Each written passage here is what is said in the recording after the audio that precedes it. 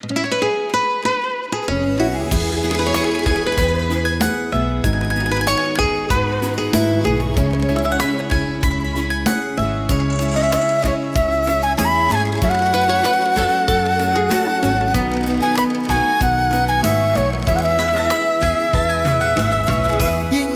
่ลงยิ่งดูงดงา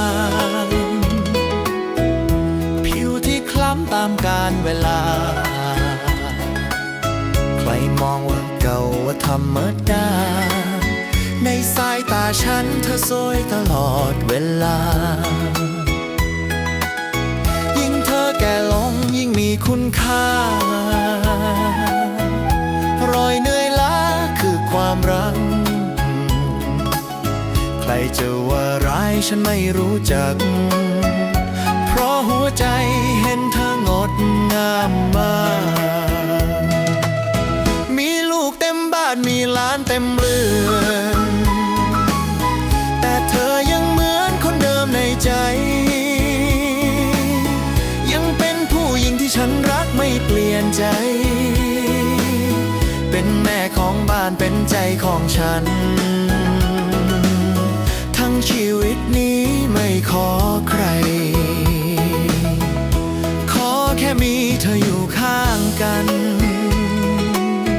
ยิ่งวันเวลาพาเราแก่ตามยิ่งทำให้ฉันรักเธอมากกว่าเดิมในใจของฉันรักเธอเสมอ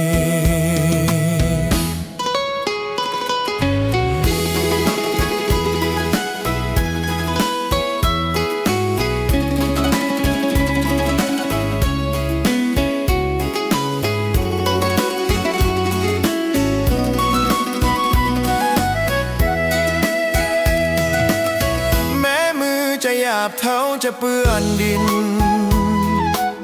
เพราะเธอสู้เพื่อครอบครัวเราให้ดีถึงใครไม่มองว่าเธอไม่ดีแต่ฉันกลับเห็นว่าน่ารักเหลือเกินชีวิตฉันยืนได้เพราะมีเธอเดินเคียงเสมอไม่เคยห่างหายสัญญาด้วยใจจะไม่ทำให้เธอเสียใจจะรักเพียงเธอจนวันสุดท้าย